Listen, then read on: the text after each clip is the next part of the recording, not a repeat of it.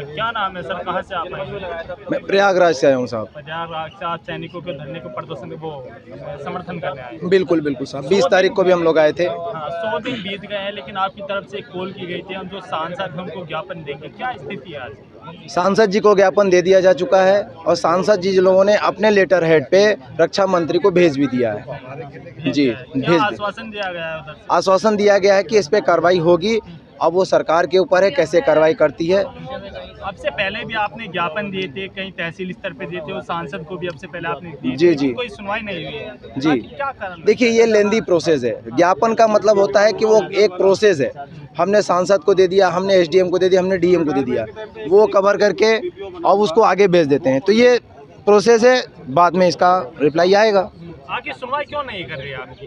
देखिए, इतनी जल्दी अगर सुनवाई हो जाती तो हम धरना 100 दिन से कर रहे हैं, पहले दिन ही सुनवाई हो गई होती। इसमें भी समय लगेगा। कितना समय लगेगा? अब ये तो सरकार बताएगी। आप आम नागरिक नहीं है ना, पूर्व सैनिक है आप? बिल्कुल है, पूर्व, बिल्कुल बिल्कुल। आपकी सुनवाई नहीं हो रही है तो फिर आखिर कैसे काम चलेगा? कहीं इस विषय में मैं एक ही बात कहूँगा कि हो सकता है कि सरकार इसको लेंदी लेके चल रही है। जब हमारी बातें जा रही हैं और लेटर आ रहे हैं, सुनवाई होगी, आज नहीं कल होगी। जब तक नहीं होगी तब तक हम यहाँ से नहीं उठेंगे। इसीलिए तो हम ज्ञापन दे रहे हैं। हमने सांसदों को ज्ञापन दिया, हमने डीएम को ज्ञापन दिया। आज हमारे हल्ला बोल के तहत 30 तारीख को पूरे जिले के अंदर एसडीएम को ज्ञापन दिया जा रहा है। मांगे क्या है आपकी?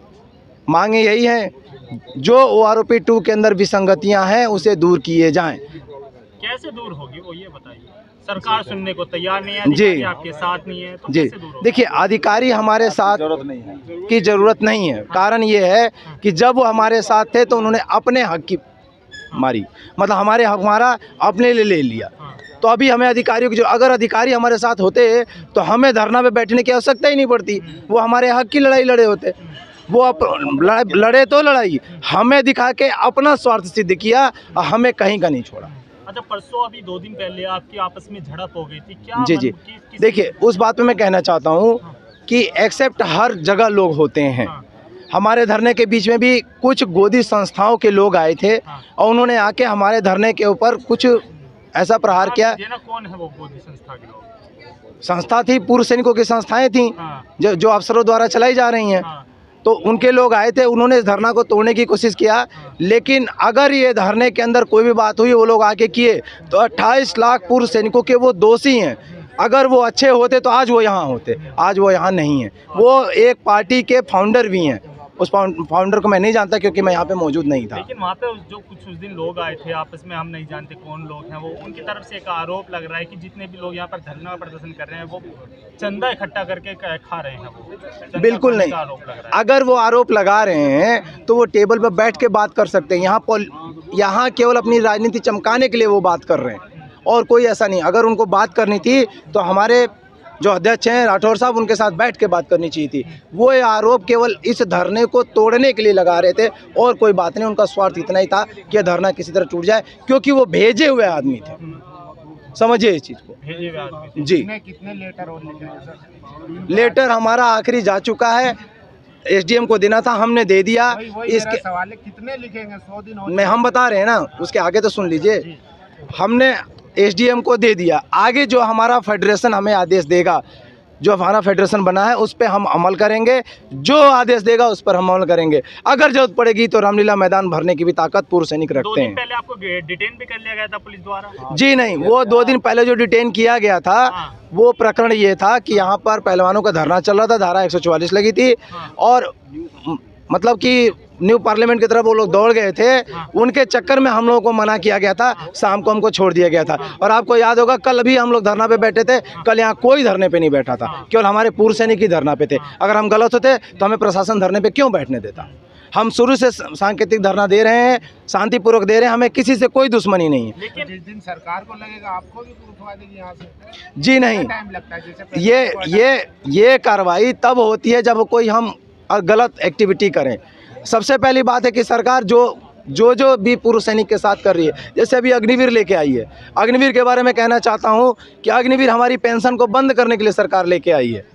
अगर मान लीजिए कि आज हम 15-15 साल 18-18 साल सर्विस करके आए हैं, 19-19 साल सर्विस करके आए हैं, हमें कहीं जॉब नहीं दे रहे हैं, हमें दर दर भटकने में मजबूर किए हैं, हमें कॉन्ट्रैक्ट पे लाके डाल दिया है, 3-3 महीने सैलरी नहीं मिलती है।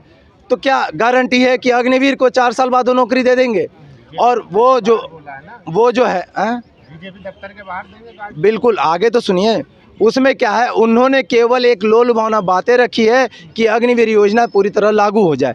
ठीक है, लागू है, अच्छी बात है। इसमें दो बातें हैं, एक तरह देखा जाए तो नेशनल लेवल पेट्रोलियम को बढ़ाने के लिए किया गया है, वो अच्छी बात है, लेकिन क्या गारंटी है कि आप नौकरी दोगे, इसकी कोई गारंटी नहीं है। क्योंकि जो पहले से पेंशन आए हुए हैं, प्रीमेच्योर आए हुए हैं, उनको तो आपने ओआरओपी 2 से भी बाहर कर दिया है, ओआरओपी 2 से भी बाहर कर दिया है, और उनको भटकने पे मजबूर किया हुआ है। रीसेटलमेंट के नाम पर उनके साथ धोखा किया जा रहा है, कॉन्ट्रैक्ट पे उनको नौकरी दी जाती है।